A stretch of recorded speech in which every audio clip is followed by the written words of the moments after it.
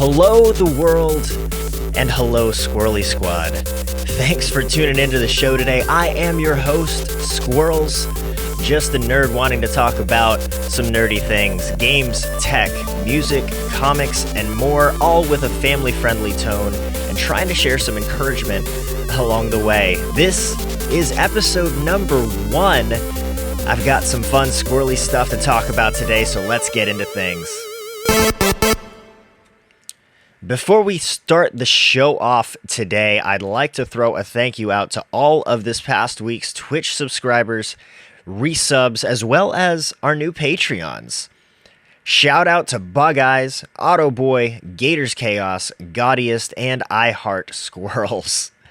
If you watch me on Twitch, subscribers get the channel's unique squirrely emotes, of course, these shoutouts, and other benefits that vary as time kind of passes and I figure out what I want to do to give you guys better benefits. Skwirlly Patreon supporters, of course, get these shoutouts as well, but also get exclusive videos, early access to YouTube content, and even free gifts.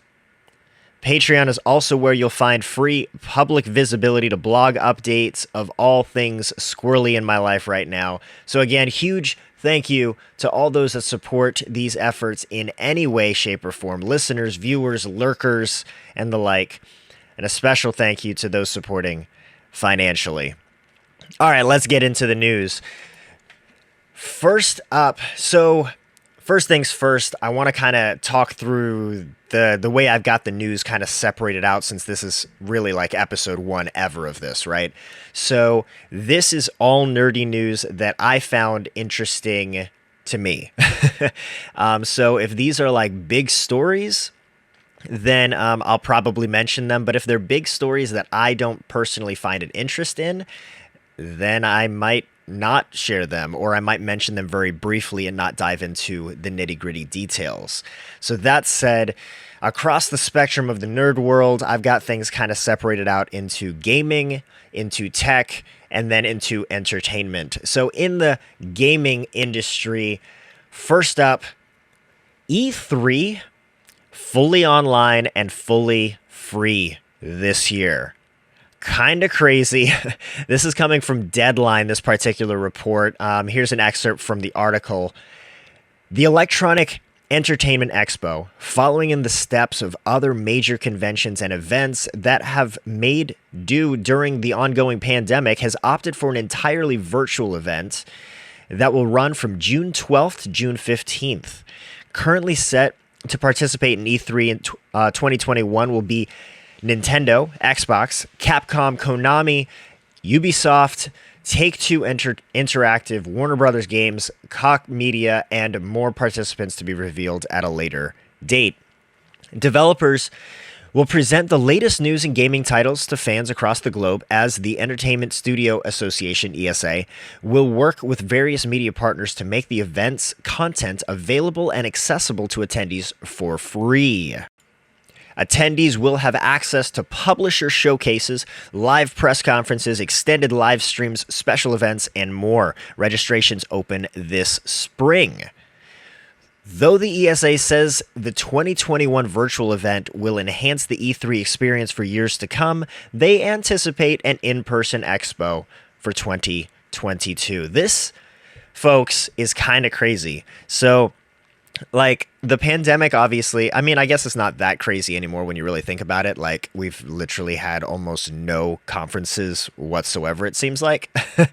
But it's still kind of crazy to think about the fact that the crazy aspect isn't the fact that E3 is virtual. I think that was pretty much expected this year, although a lot of conferences are planning to be in person by June, July timeframe. But no, I don't think that that's the crazy aspect of E3, the fact that it's going virtual. I think the crazy thing to me is the fact that it's going to be free. The fact that they're saying that it's going to be completely free, that attendees are going to have access to the showcases, to the live press conferences, extended live streams, special events, the whole shebang, and you can register here coming up soon. I didn't get the actual registration dates from this article. I don't know if they've actually been released yet. We are technically in the spring time frame now, so I'd imagine it'd be any day now or in the coming weeks. But still, the fact, like in the past, it's not like regular bystanders, regular, civilian folks can just go and attend E3 if you're not already in the gaming industry, or don't have a special invitation by one of the publishers or developers or whatever. So the fact that you and me can just tune in free of charge, just sign up and you have access to all the links and videos and stuff, like, I'd be really interested to find out what their viewership actually looks like this year, right? In comparison to normal. I'm sure it's probably going to go up substantially compared to past years, which could, in turn, help out the publishers and the developers that have content to share, right? From a marketing standpoint, this could be a big deal for them, because E3 is so big.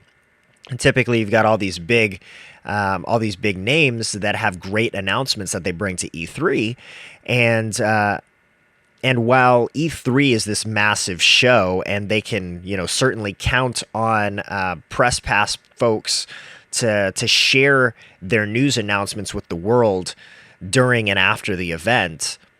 It's a little bit different when the masses are going to have access to these announcements firsthand themselves and see the showcases, see the live presentations for their own eyes, albeit from the comfort of their desk, chair, or couch, right?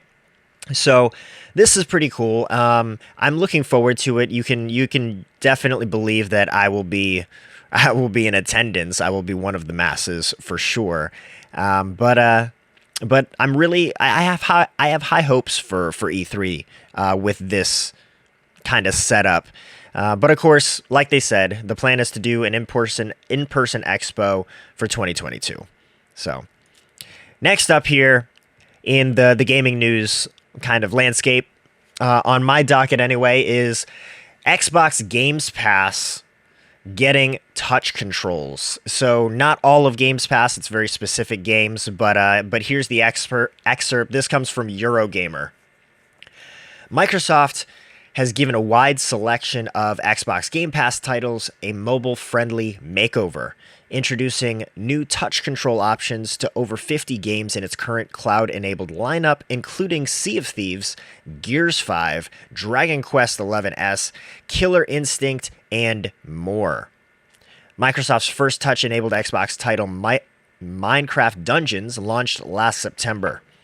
Since then, the company writes in an announcement post, touch controls remain one of the top requested features for cloud gaming to unlock new ways to play on your Android mobile devices without the need for an external controller. To that end, Microsoft says it's now implemented touch controls in 54 games from its existing range of cloud-enabled Xbox titles, and Xbox Game Pass subscribers can put those efforts through their paces by downloading the Game Pass app to their Android devices. The full list of updated titles, if you're wondering, is on that Eurogamer article. 54 different games. Just looking kind of through here real quick. We've got Don't Starve on here. We've got Enter the Gungeon, Gears 5, of course, Golf with Your Friends, Hello Neighbor, Minecraft Dungeons, of course, Monster Train, Neoverse, Nightcall, Pillars of Eternity 2, Pillars of Eternity Complete Edition, Project Winter, Sea of Thieves, Slay the Spire. I mean, there's a bunch of stuff on here. A bunch of the Walking Dead titles. Xenocrisis. I mean, that's pretty sweet, actually, when you think about it. So I'm actually looking forward significantly to finally downloading and putting Xbox Game Pass on my Android phone. Yes, I'm an Android user, not an iPhone user. But funny as that were, my wife and I have been working the latter end of the week to now. Obviously, you're listening to this probably on Monday or Tuesday right now, but this is getting recorded the previous Saturday morning. So this whole past week, we've been considering, one, upgrading our phones, and two, potentially changing carriers. Now, without going into too many details on any of those fronts right now, I am strongly considering getting a Microsoft Surface Duo. Now, before you rave at me and scream at me about how mixed the reviews are or how bad your Surface Duo is, I've done my research, I've done my due diligence. Don't at me, bro. So that kind of said, the Microsoft Duo was, of course, like one of the flagship devices for Microsoft releasing Xbox Game Pass onto Android. And on any account that I can see across the interwebs, say what you will about the Duo, but the Xbox Game Pass experience has been kind of next to none on the Duo. Now, granted, that could really be said the same for any of the other flagship Android devices now that, any Android can run Xbox Game Pass. But generally speaking, I'm looking forward to the fact that Xbox has enabled touch controls for 54 more games. I'm typically a PC gamer slash PlayStation gamer, but of course, being a PC gamer lends itself naturally to playing Xbox games as well, especially now that many of those Xbox games translate to PC, right? So really looking forward to checking out some of these games on Xbox Game Pass and seeing how they kind of work on a larger screen, dual screen Android device, especially in my business travels, as I've only got so many ways to game on the road. So yeah. Speaking of controls kind of changing around, we've also got, let's see, I'm actually skipping around a bit here, so apologize for the awkward transition here, but Halo Master Chief Collection getting mouse and keyboard support for Xbox. Not much to this story, but I figured it was a great transition from the previous one, where one is getting touch controls for Xbox Game Pass. Halo, all these Halo games are getting, or are getting, mouse and keyboard support for Xbox. Again, not much to this story, pretty straightforward, but one interesting thing, and by the way, this came from The Verge, that's where I found it anyway, this information. Not much to it, but I think it's kind of interesting because all of the folks that have been playing like the Halo games on PC, but wish they could play them on Xbox because the graphics are better, because maybe their PC isn't the latest and greatest. Maybe they'll play it on Xbox now and actually be able to be competitive with PC gamers. I don't know. Kind of interesting though. All right, next real story though that we've got here. I've got a little excerpt here regarding Diablo 2 Resurrected. So for those of you that played Diablo 2, maybe Diablo 3 even, Diablo 2 is getting basically a remaster. This story comes from Polygon.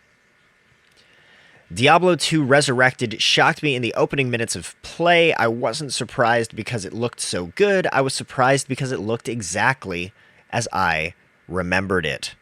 This isn't a remake, Rod Ferguson, executive producer of the Diablo franchise at Blizzard Entertainment, told Polygon in a recent interview. We're not reverse engineering it, we're not rebuilding it and trying to make it look and sound like Diablo 2. This is Diablo 2. It's right there under the surface, the entire simulation, the engine for this game, that lifeblood of this game is Diablo 2 right underneath. So there's a toggle switch, a legacy toggle, that when you press the button, you'll see behind the curtains, and there is Diablo 2 in 2D sprites running right there, and you can play the way that you've played 20 years ago.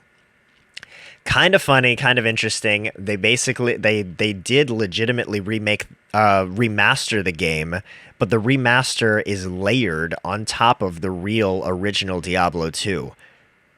Kind of interesting it's taken this long to do this. I don't have much to say on this one. I did play Diablo 2 back in the day 20 years ago, but I wasn't like a diehard fan. I did not play Diablo 3. The only reason I find this kind of interesting or ironic, I guess you could even say, is because I recently, last week, started streaming again, right? And the game that I was playing was Magic Legends, and Magic Legends is a very Diablo-esque game.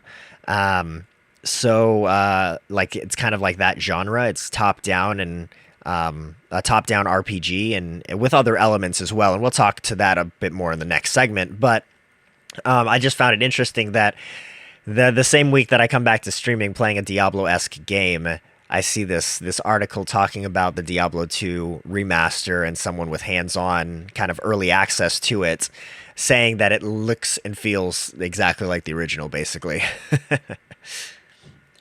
All right.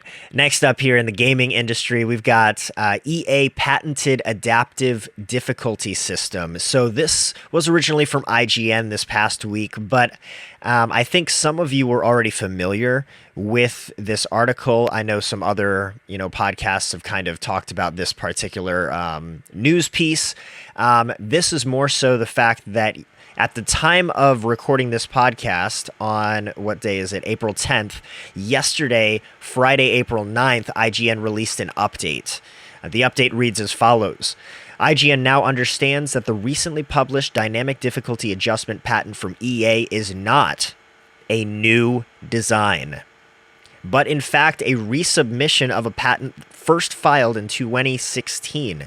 This new submission details the same system as the one filed in 2016, suggesting EA has not changed its software approach for dynamic difficulty systems since that first filing, but simply wishes to maintain it. Recently, a class action lawsuit targeted EA with the accusation that the company was using dynamic difficulty adjustment to secretly change the difficulty of FIFA Ultimate Team in order to encourage players to spend more money.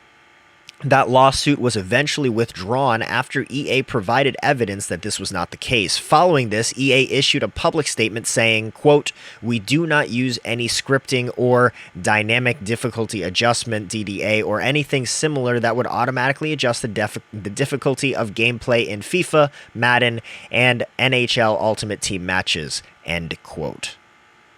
IGN also understands that examples given in the patent document are meant purely to illustrate the concept, but aren't seen as real-life use cases for the technology. All right, so like I said, I didn't really want to dive too deep into the difficulty system itself. I just wanted to inform those of you that that maybe heard about this story last week that didn't catch the update, that this is in fact not a brand new system from EA. There's no updates to this system.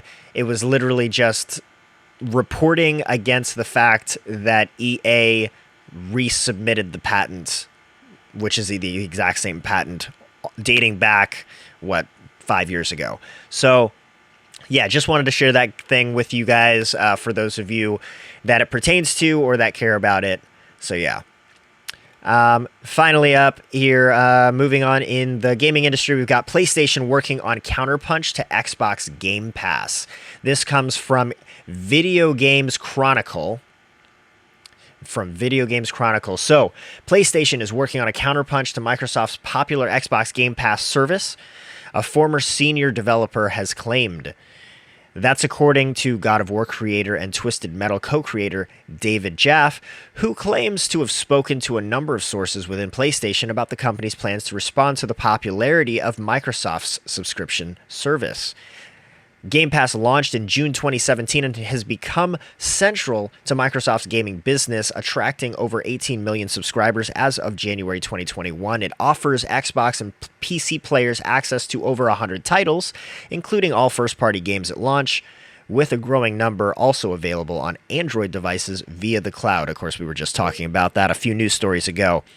Continuing on here, Sony has said on multiple occasions that the Game Pass model wouldn't work for PlayStation. Speaking to GameIndustry.biz last September, SIE boss Jim Ryan claimed a subscription-type model would be unsustainable for PlayStation Studios because it often sees its first-party game budgets grow to, quote, well over $100 million, end quote.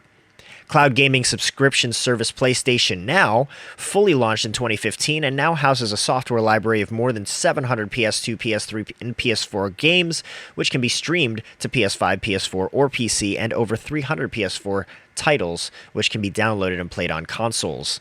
PlayStation Now had over 2.2 million subscribers as of April 2020, according to Sony, up from 1 million in October 2019. Recently, the company has launched other initiatives which could be viewed as moves to counter the popularity of Game Pass. The PlayStation Plus collection arrived in late 2020, offering a library of 20 PS4 games which PlayStation Plus subscribers can play on PS5. Asked in November if there were plans to grow the collection, which currently consists of 10 first-party games and 10 third-party ones, Ryan told GQ Sony is taking a wait-and-see approach. That was a lot there to take in, but I wanted to make sure that I got all the details here. It's kind of interesting. It sounds like it's more hearsay and rumor than anything else, but still very interesting when you consider Microsoft's approach to essentially mobile gaming. Or I wouldn't even, not necessarily even mobile gaming, but Microsoft's approach, we'll just say to cloud gaming, because that's really what it is, to cloud gaming versus PlayStation's approach, right? It would be really cool if we could start seeing PS4 and PS5 games available in the cloud and available to play not just on your PC and your, PlayStation without having to install the game, but potentially as well on mobile devices. I will say that the PS remote feature, the PlayStation remote feature, works great. It looks dated. The interface for connecting to your at-home PlayStation looks dated, but from everything that I can tell, it still does work on PS5 as well. I only have a PS4 myself, but anytime I'm on business trips, I mean, it loads up perfectly fine on my phone or on my Surface Pro tablet. So if you happen to be trying to connect to your at-home PlayStation, or you wish that you were at home playing PlayStation, do know that PlayStation Remote is still an option for remote play, albeit not necessarily for PS4 and PS5 cloud gaming as of just yet. But granted, this article suggests that there might be something in the pipe down the road. Last up in the gaming industry, this isn't necessarily video game stuff, but I did want to make mention of this. Magic the Gathering Strixhaven comes out this week. April 15th. I just wanted to mention it real quick because as we're talking about what I'm going to be streaming and things later on, I just want to mention, I make the realization that a lot of it has to do with Magic, right? Magic Arena, Magic Gathering, or Magic Legends, which are, of course, Magic the Gathering based in some way, shape, or form. So if you are not a fan of Magic the Gathering, I do want to encourage you guys to take a look at it more closely. I do realize that the vast majority of play groups may or may not be in your wheelhouse from, from your friend circles. But if they are, do check them out, man. Like, seriously, Magic the Gathering, I've been on and off playing it for years and years and years, but recently stopped playing it for about 3.5 years, give or take, but then finally picked it back up during the latter end of 2020, and I've now got a play group, an IRL play group that consists of about 10 people now, going strong, and we meet as often as we can, obviously keeping COVID in mind, but we do meet as often as we're able to, and staying as safe as we're able to, and have a good time with draft tournaments and just playing some good old Modern and Commander. And yeah, I mean, we'll probably have some dedicated segments in the future for Magic the Gathering because of how big of a component it's become in my life recently. But as of right now, I just wanted to mention, for those of you that aren't into Magic, a brand new expansion that is coming out, a brand new set is coming out this coming week, April 15th, Magic the Gathering Strixhaven. For those of you, I'll just mention this really quick too, for those of you not familiar with any sets in Magic whatsoever, Strixhaven, if any of you listening to my voice right now are Harry Potter fans, this might be the set that gets you into Magic the Gathering. Give it a good look up. Give it a good Google. Magic the Gathering Strixhaven, release date April 15th. All right, we're going to move into a few tech news stories here. I've just got a couple of them here. The first one up: Apple never made iMessage for Android to avoid losing customers. This comes from Gizmodo, the excerpt here. As part of the ongoing legal battle between Fortnite maker Epic and Apple, some new information has come to light confirming the most annoying thing about Apple's iMessage app: that Apple could make a cross-platform version of iMessage for Android phones, but it won't because it would be bad for business. This info comes from testimony that appears in Epic's brief against Apple, which was posted recently on Reddit. In the document, there are several statements from well-known Apple execs describing the reasons why Apple never made a cross-platform version of iMessage for Android devices. In one quote dating back to 2013, Eddie Q, who is now Apple's senior vice president for Internet Software and Services, said that Apple, quote, could have made a version of iMessage on Android that worked with iOS, providing the possibility that users of both platforms would have been able to exchange messages with one another seamlessly, end quote.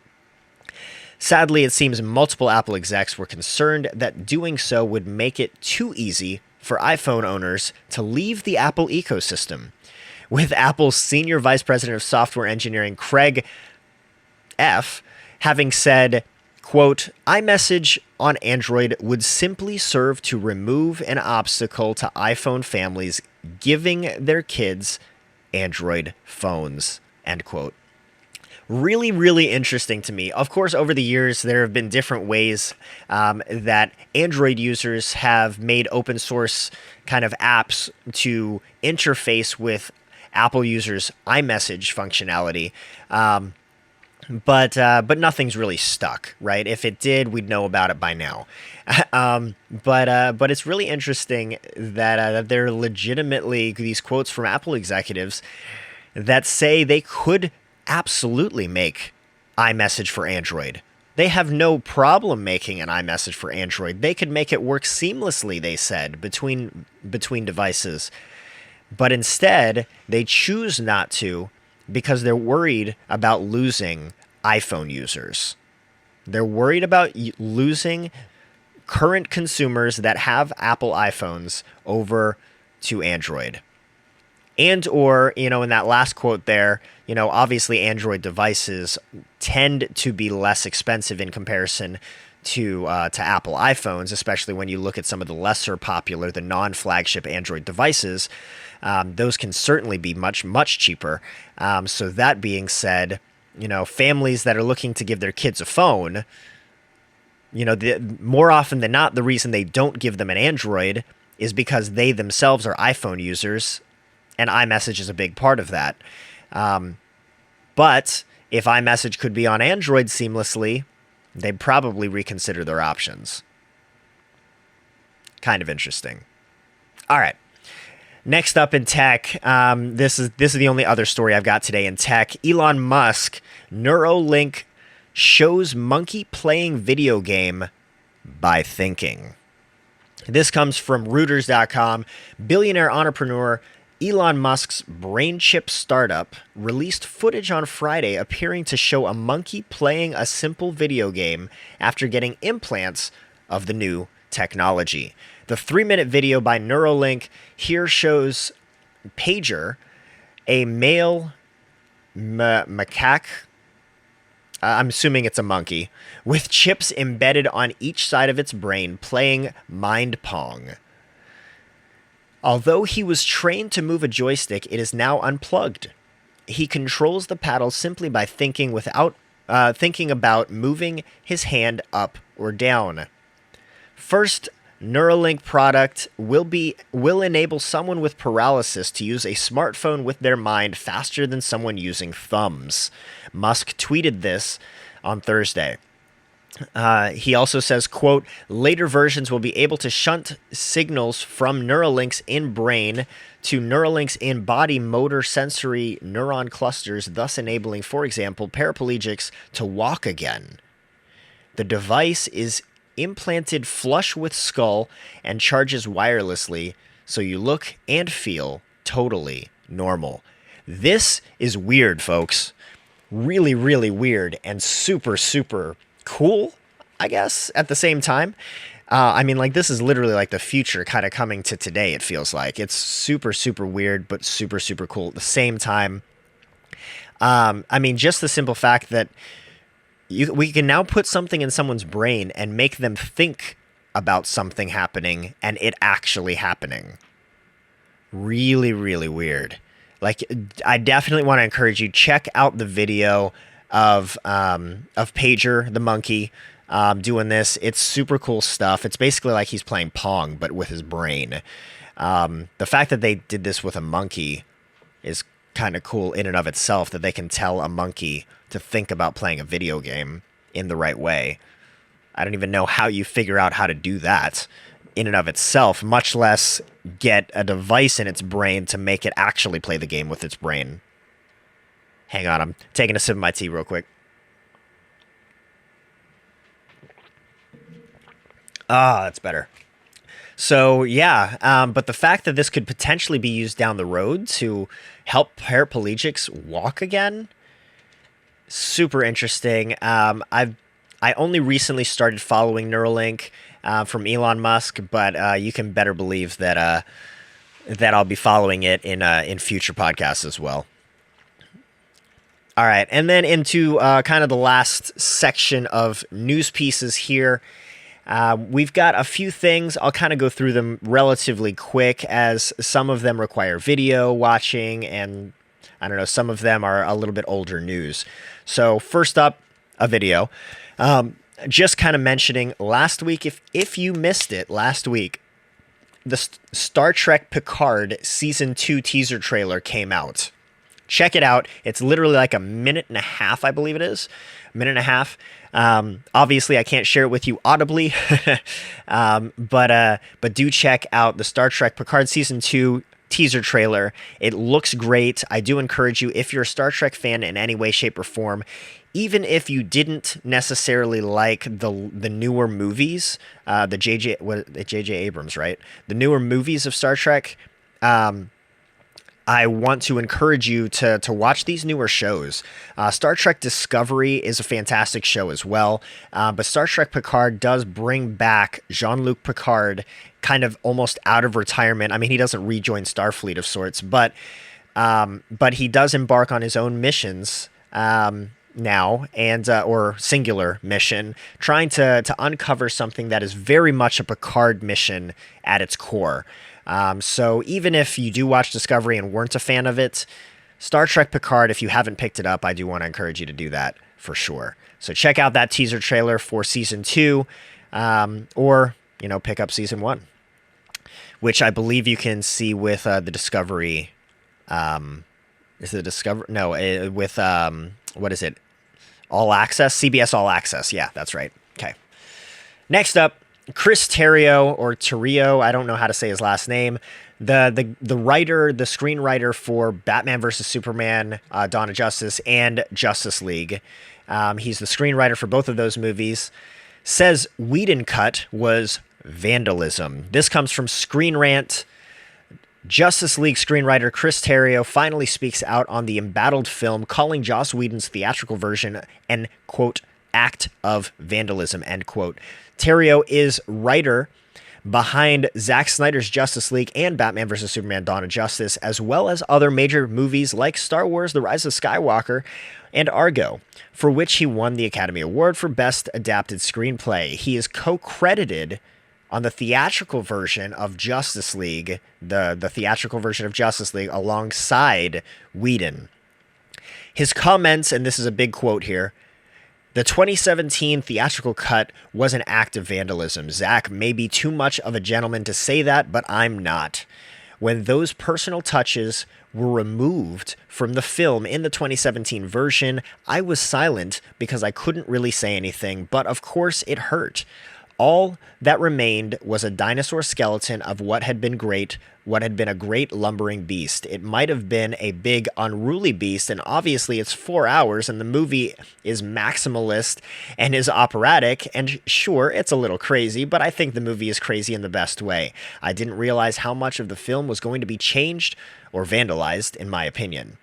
It became clear as I spoke to various actors that it was a wholesale dismantling of what had been there before. I did not hear from anyone who said it was a pleasant experience. That's the end of the quote from Chris Terrio there. He does have sole credit on Zack Snyder's Justice League, by the way, which is higher up on his IMDb page. In that same interview, I believe he expressed his excitement and relief that Zack Snyder's Justice League is higher on his IMDb page. In that same interview, I did also read, this isn't coming from the article, this is just coming from my own memory of the article, or of the interview rather, because I read the whole interview transcript. In the interview, I believe he said something to the fact, or something to the effect of, what am I trying to say? Oh man, I'm completely mind blanking. I had a complete direction on that where I was going with it, but I'm completely brain farting on it, and I apologize, man. The interview was pretty interesting, though. He talked about his thoughts on Warner changing Warner's original darker ending for Batman vs Superman as well, which I thought was kind of interesting. But yeah, this is a lot of people are coming out of the woodwork here to talk poorly on the 2017 Whedon version, the theatrical version of Justice League, and how different it was, and their experiences on set. And without going too far into the weeds, I think we can all agree that the 2017 version of Justice League was not the greatest movie in the world, and that's coming from someone who is a pretty big DC fan. I found things I liked about it, but that might have just been my own personalized wishful thinking and my own denial. If you have not yet seen Zack Snyder's Justice League, I would very much encourage you to watch that. Of course, it is exclusive to HBO Max, but it is a great film. It is 4 hours long, but it's separated into six kind of sections and an epilogue section. So you can watch it in segments. Each section is about 40 minutes long, give or take. So you can watch it in segments if you don't want to watch it all in one sitting. It changed the movie. Well, it didn't change. It reverted to the original movie, which was different from the theatrical cut by leaps and bounds. So do check that out. Oh, I remember what I was going to say about the Chris Terrio interview. So apparently he wanted to actually remove his name from the Whedon cut. Apparently, so he watched the Whedon cut, the theatrical version, 2 weeks before it premiered in theaters, and immediately called up his lawyer and said, I want you to remove my name from the credits as a screenwriter, as a co-screenwriter to Whedon on this cut of the movie. The reason that he did not, like his lawyer literally called Warner like right away, and Warner was basically like, look, everything's in motion. We would have to pull everything back, make new copies of the film across the globe, redistribute it, and it would push back the release substantially. So essentially the reason Chris Terrio did not move forward with that was to not put a black eye on the film as a whole, and it would just be this big massive scandal, and he didn't want that kind of spotlight in a negative way for all the parties involved, that it essentially wasn't their fault that the movie was this drastically different. So it's interesting that now that the Zack Snyder version has come out, he's finally opening up about his thoughts and his experience. All right, next up here, I'm actually going to skip this story. If you want to read a little bit about Superman versus Supergirl, Superman and Lois versus Supergirl on the CW. I had an older story here from the end of March, but I'm not going to read it because it is, in fact, from the end of March. But interesting tidbit from it is the fact that 500,000 Superman and Lois viewers turned off the show when they found that it was Supergirl premiering instead of Superman and Lois. If you want more insight into that, you can go ahead and Google the difference between the two. But essentially, Superman and Lois has gone off air for the next couple months while Supergirl is airing, and then will return for the latter half of its season later this year. All right, we've got some more entertainment industry news pieces here, but I'm just going to run through them kind of in a shotgun format because they're pretty straightforward just by reading the titles here. There's an article from The Verge that talks about Hasbro having a Transformer Optimus Prime toy that actually transforms itself. Kind of cool. If you're interested in Transformers, do check it out. Again, that's from the article's from The Verge, but the toy is from Hasbro. It is on pre-order right now, only for $700. For those of you looking forward to the release of Mortal Kombat later this month, I know I am, they just released the theme song.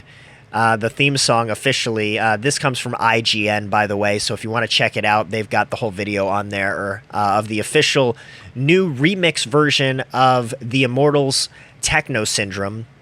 Techno Syndrome was, of course, the original Mortal Kombat theme from the 90s, and this is basically a remix version of it. Sounds fantastic. A little tidbit on this: apparently the director, Simon McQuoid, heard the kind of teaser of a remix of it early on in the production of this remake of the movie, and he was pretty much sold on that remix out the gate. Black Adam, by the way, for those of you looking forward to this Dwayne Johnson movie, Black Adam has started filming, officially started filming this week. Super exciting. I've been looking forward to Black Adam ever since they announced that Dwayne "The Rock" Johnson was going to be Black Adam, before Shazam ever even came out years and years ago. kind of crazy. Side note on that, by the way, apparently Dwayne Johnson is fighting to keep the Snyderverse alive. Now, granted, this is just rumor and hearsay from insiders, but apparently Dwayne Johnson and Henry Cavill are pretty tight. And Dwayne Johnson, I believe his ex-wife, maybe it is Henry Cavill's agent. So between both of those mere facts, and then couple it with the fact that Dwayne Johnson is one of the highest paid actors in Hollywood right now, and he is tied to Black Adam, has said numerous times that he wants his Black Adam to go up against Henry Cavill's Superman in the DCEU movie franchise. And he has a lot of pull at Warner to begin with. We might actually get our way, those of us out there that are fighting for the Snyderverse, to have some semblance of keep alive. Next couple up here, just a note for those of you that were looking forward to the Snake Eyes G.I. Joe movie. It has apparently been moved up 3 months. Its release date is now July 23rd this year.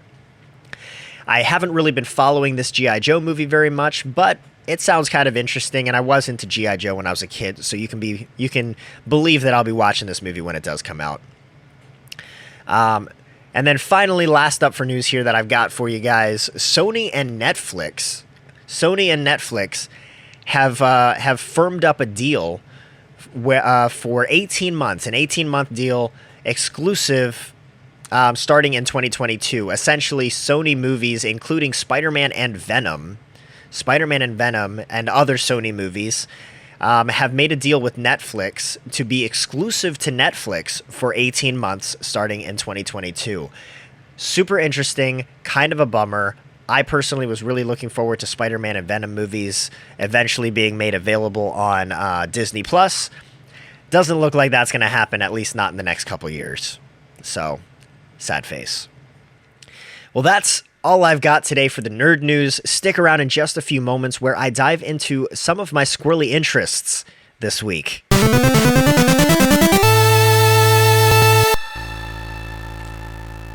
If you are still with me, This is the segment of the show where I'll be talking about my gaming and content creation to-do list, more or less.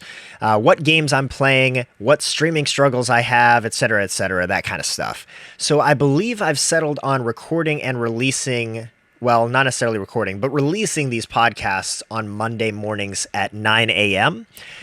So hopefully that's the time this actually did get released. Of course, this is the first time I've ever done this. This is the first ever podcast for Stay Skwirlly.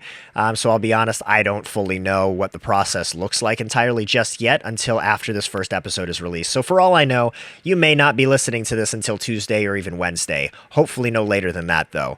If that is the case, I extremely apologize. We'll get this figured out as soon as possible. But either way, as of right now, y'all should have seen me stream a bit last week and hopefully Monday of this week. If you've missed my streams since I've been back, though, I'm going forward with a Monday, Wednesday, Friday schedule, assuming I'm not traveling for work. That said, I am unfortunately traveling this week for work. So we're really only getting Monday of this week for streams. Wednesday and Friday, not so much. I actually fly out during my normal stream time on Wednesday morning, heading down to Charleston this week for a day or two. And then I don't land back home until after midnight Friday early morning, Thursday night, Friday early morning. So there's no way I'll be able to do a Friday morning stream at my typical 4:30 start time, unfortunately.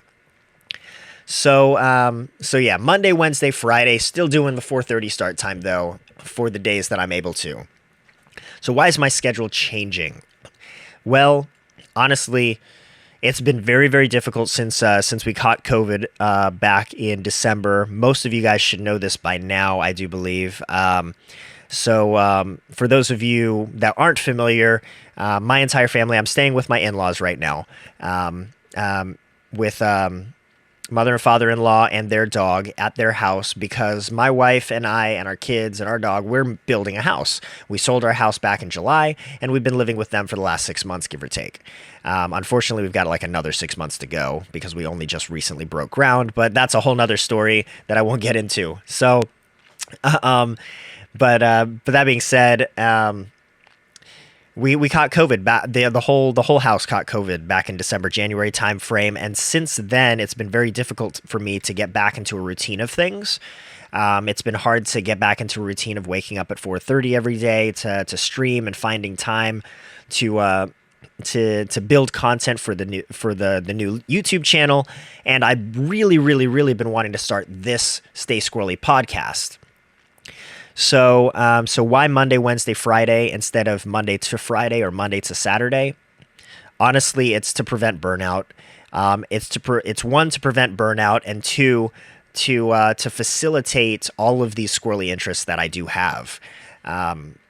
Right. So 3 days sounded better than 2. It might change over time, but right now I really feel very strongly that Monday, Wednesday, Friday is the way to go for the live streams, and then kind of changing up what is going to be on the YouTube channel and what's going to be talked about on this podcast, or at least compared to what's going to be talked about on this podcast from a planning perspective. So what will I actually be streaming this week? Well, first of all, by the time you're listening to this, I will have already streamed all of my streams this week. So you should have seen that I likely was playing Valheim. Of course, at the time of recording this podcast, I haven't actually streamed yet, so who knows? But that said, you should have seen me stream Valheim this week. I'm looking forward to playing that game. I've really only played it for about 30 minutes.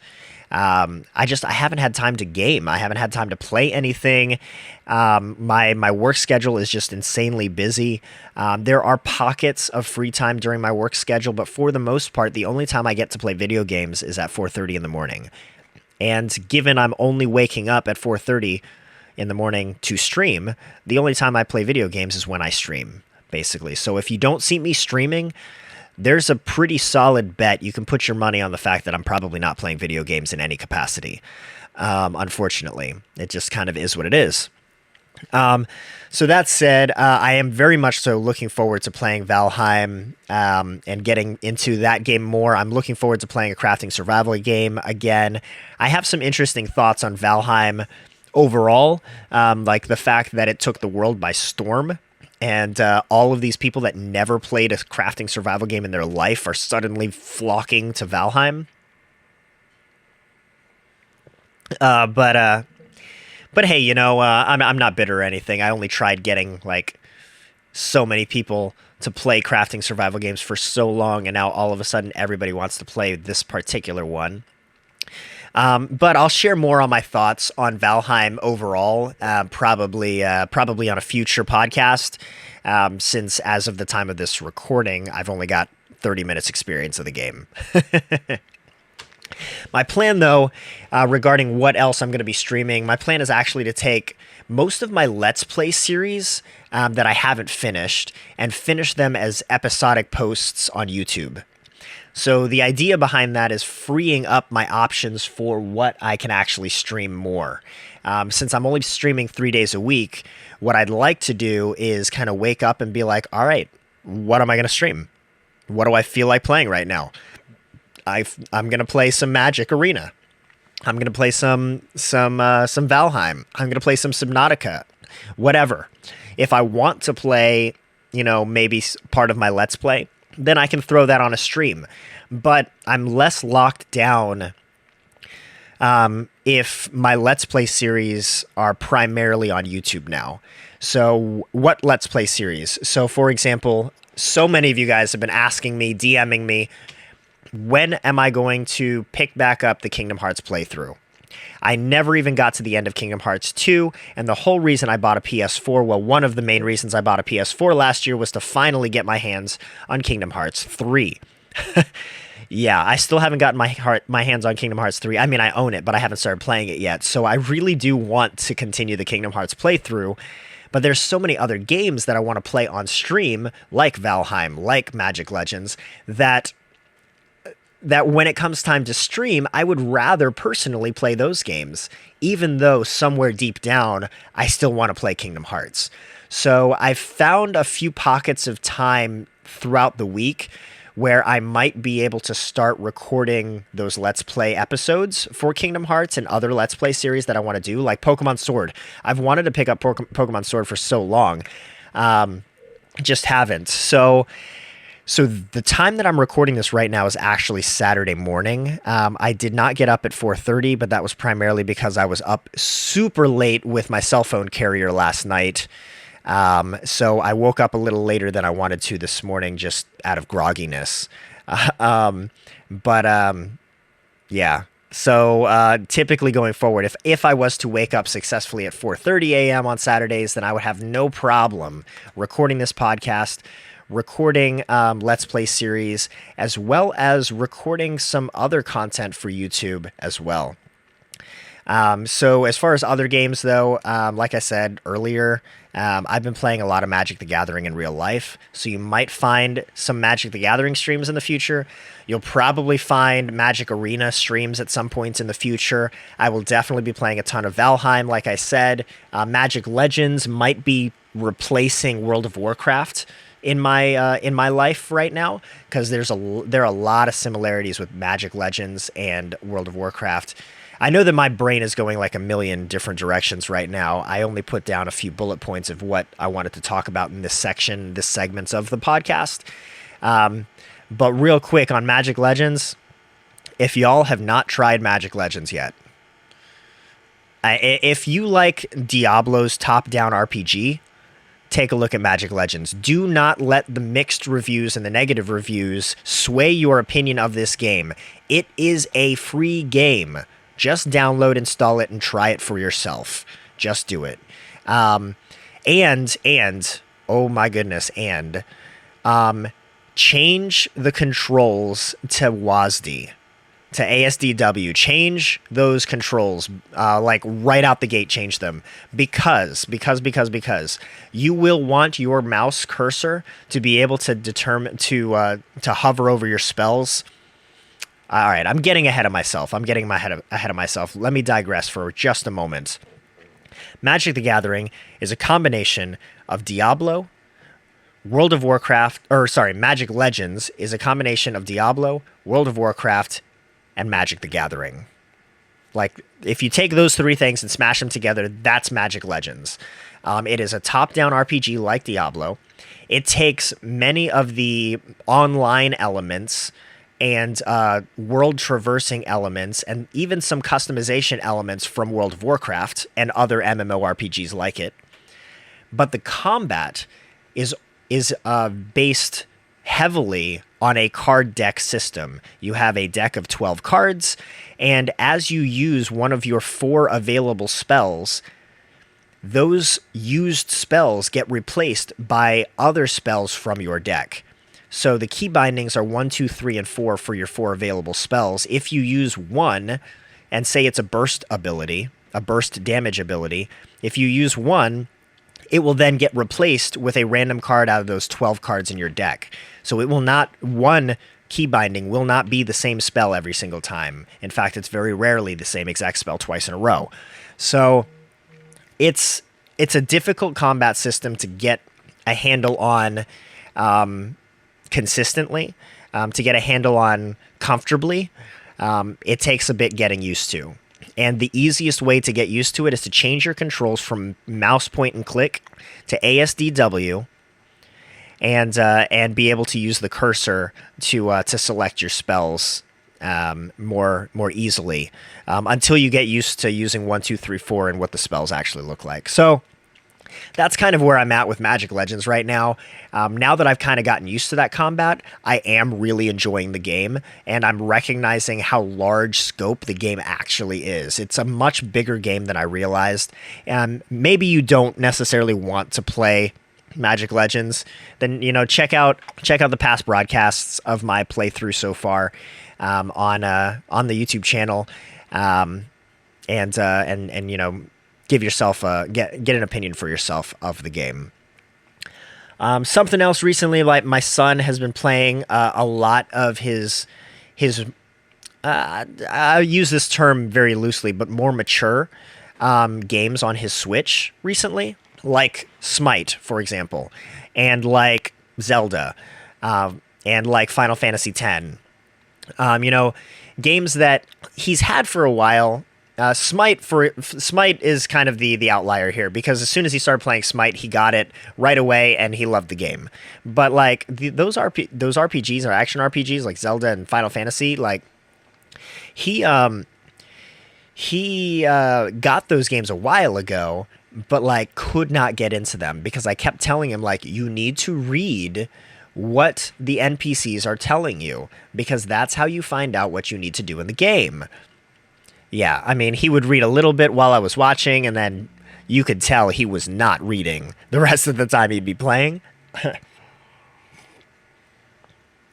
Yeah, and now I guess like he's reading much better, much faster now, and he's enjoying those games. So you might see, I want to stream with my kids again. I just got to find a better, more consistent way of doing it.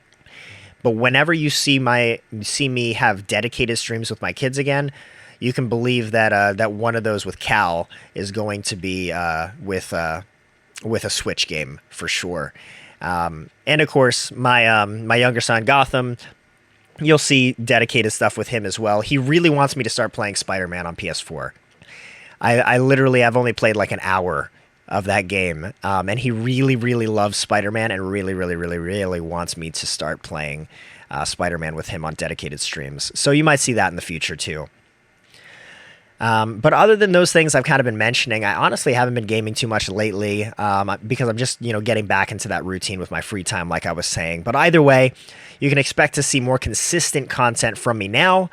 But those are basically my squirrely interests this week, folks. So I don't know, go grab if you haven't already, go grab some natural process Ethiopian blend latte or something, and get ready for some squirrely encouragement in the third segment.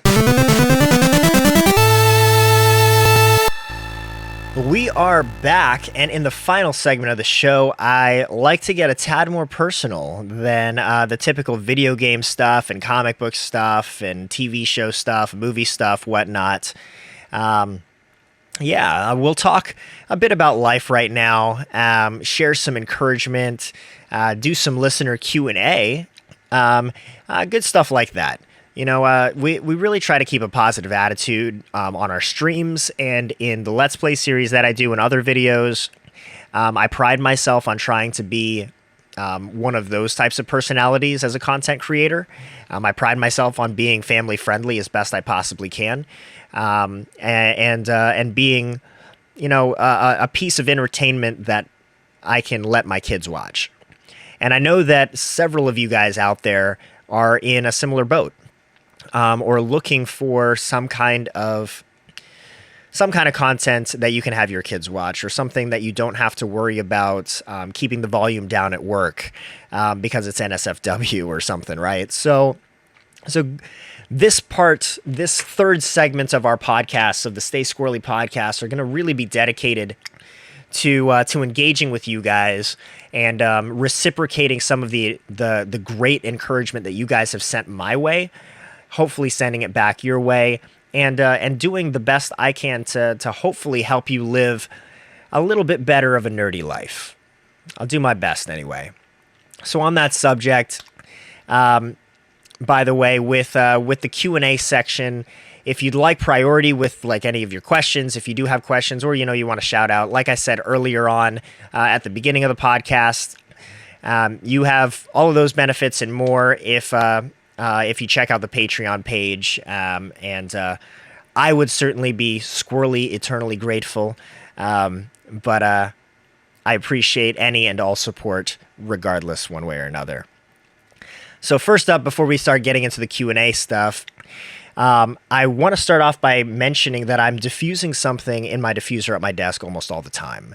And when I'm diffusing, oftentimes it's some kind of blend, but whatever I'm diffusing at the time of recording this podcast, I want to take a moment to let you know what that essential oil is, or what that essential oil blend is, and why I'm diffusing it, because the why behind my essential oils is, I think, what you guys would actually care about.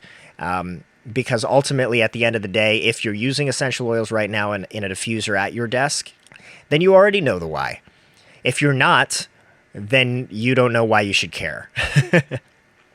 So peppermint, that's it. Peppermint essential oil is what I'm diffusing right now, and I diffuse it quite often. And quite frankly, it's a great staple of any essential oil enthusiast or non-enthusiast even. It keeps me focused. It keeps me alert. It keeps me on task. It wakes me up better, especially since I do so much of this content at early in the morning, at dark 30, before the sun knows how to wake up. So peppermint is fantastic. I usually tell a lot of my gamer friends, if they don't know what they want to diffuse or what they should diffuse during long gaming sessions, peppermint is a go-to. Great go-to. There are great blends, and I'll talk about them on future podcasts, that'll help as well. But peppermint is going to keep you focused and keep you gaming longer.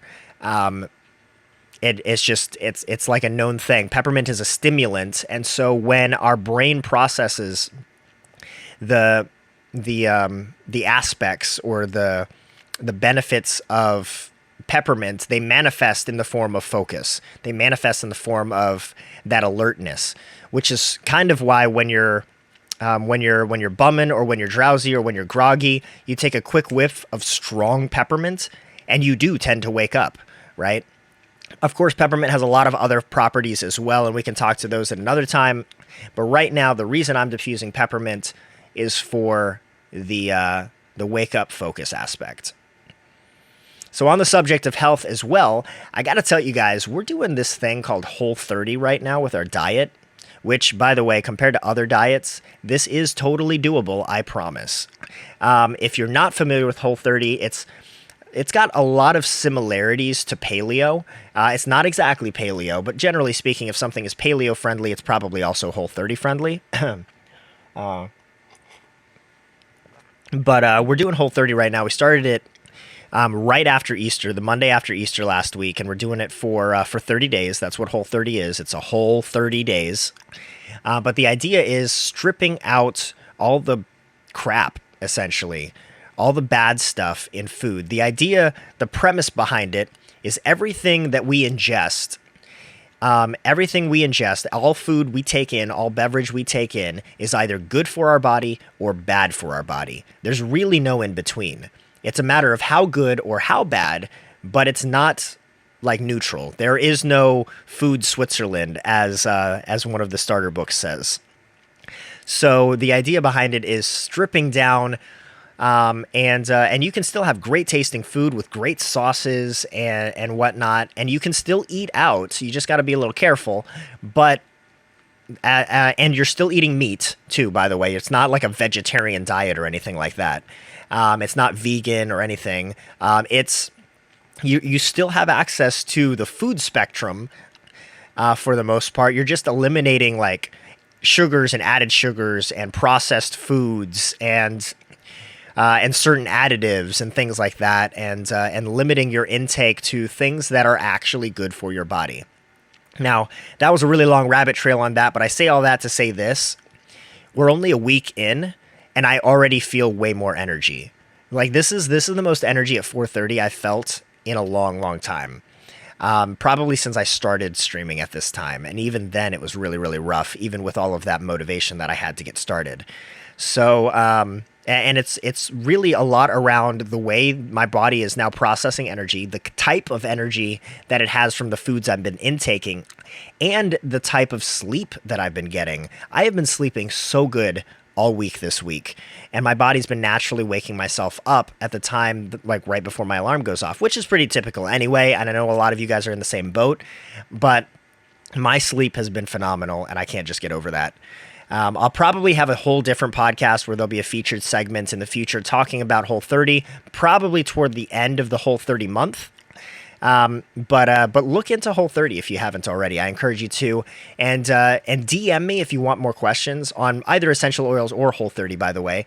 But specifically for essential oils, you can also go to myyl.com/skwirls to check out some of the products that we have available for you guys. But regarding Whole30, obviously you can check out their website, the official website. Or you can DM me. We've actually got a Whole30 group on Facebook that we've been doing Whole30 together with these other groups of individuals, and we've been pretty versed up on it ourselves.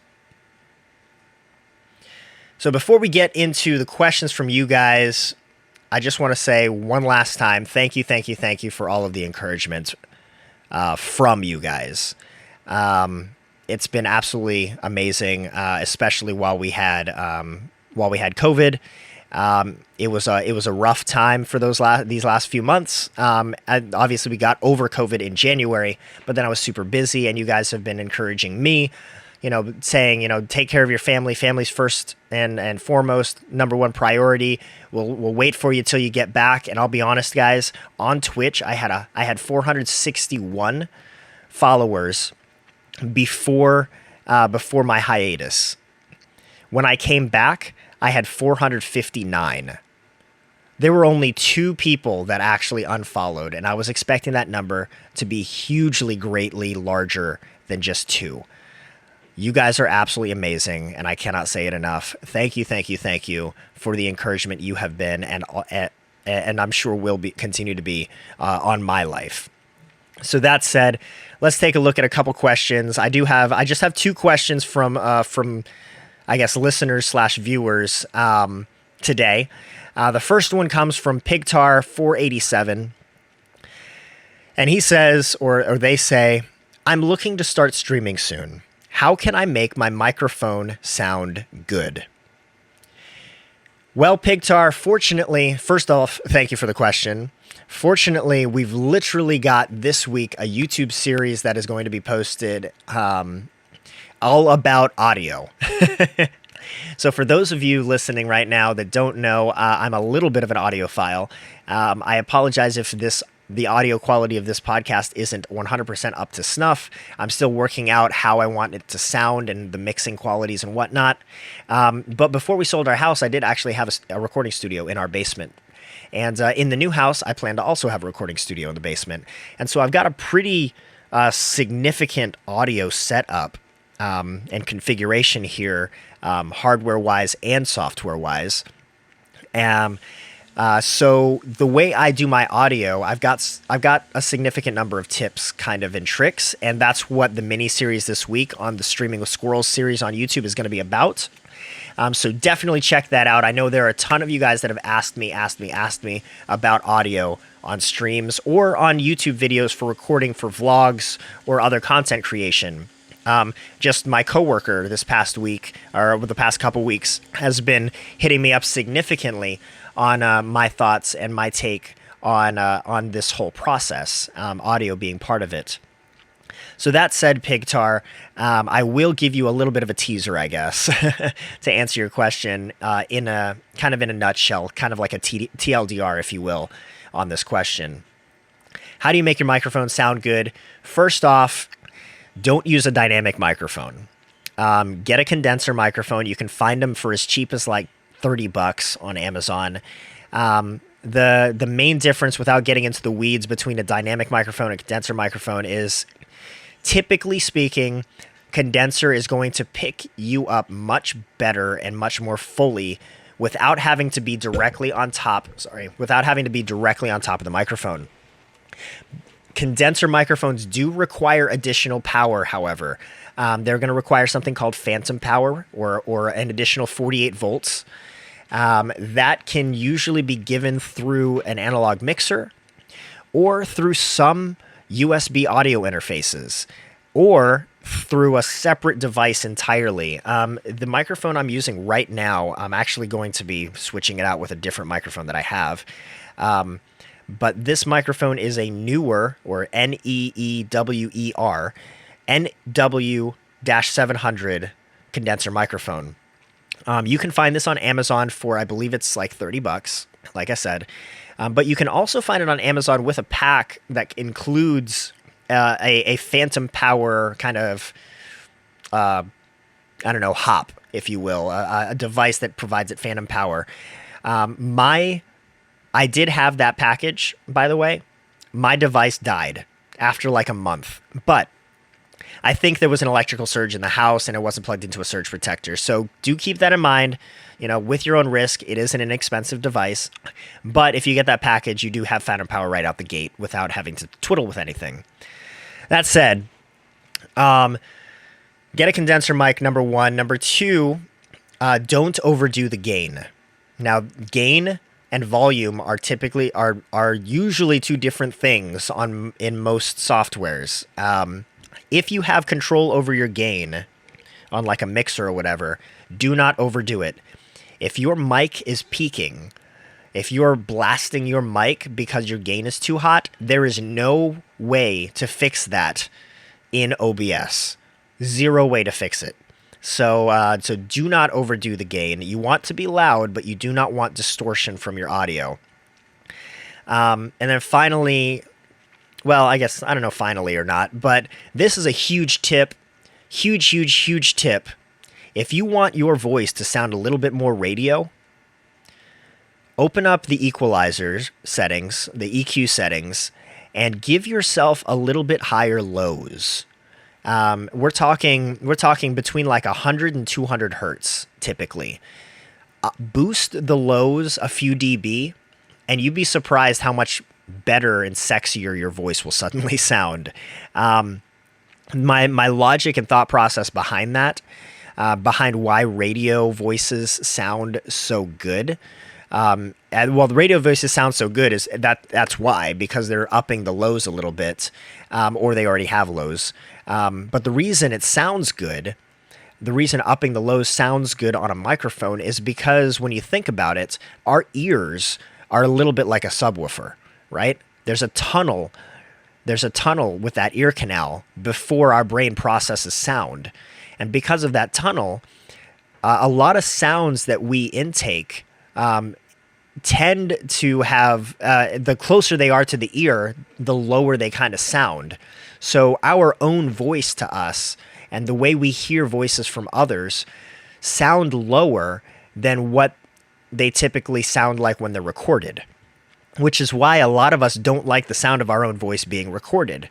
You up the lows a little bit, and suddenly your voice will sound a lot better. I promise. I promise. Last tip on this question. Keep your microphone over the game, and just make sure that your microphone is over the game or whatever content you're sharing. That's huge.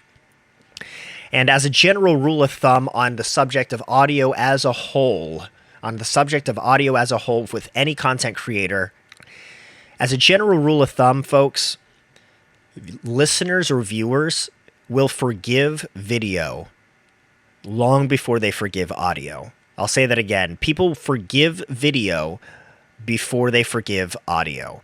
If your video looks like crap, if it does not look professional in any way, shape, or form, it keeps glitching, none of the transitions are working properly, your alerts don't really pop up in the right spot, your camera looks crummy, your resolution is low, people will forgive that if they can hear what you have to say. Take podcasts, for example, right? Take music, for example. If your audio sounds half decent, they will forgive that your video doesn't look half decent. Hopefully that answer can encourage you, Pigtar, and can help you out.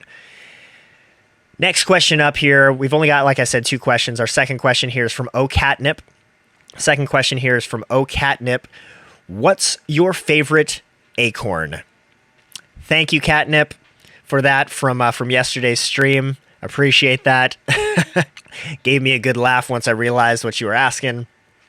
So my answer to this would be oak tree acorns that fall from oak trees. Those would be my favorite. Those are my go-to.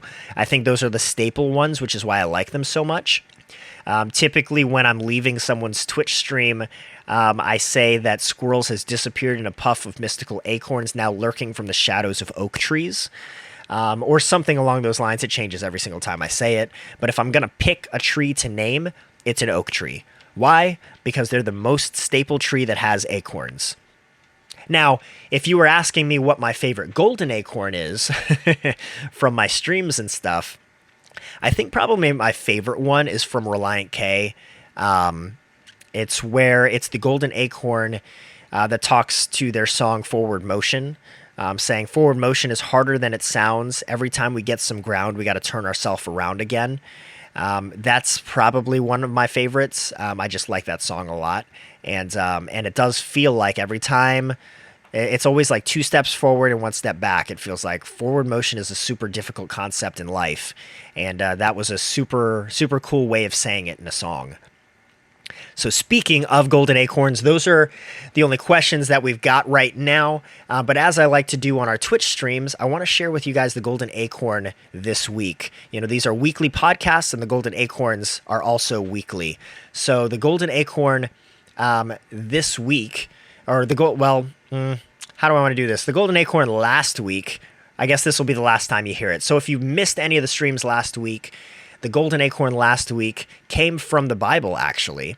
It came from the book of 1 Peter chapter 3, verse 18. Golden acorn number 13. Remember, it is better to suffer for doing good, if that's what God wants, than to suffer for doing wrong.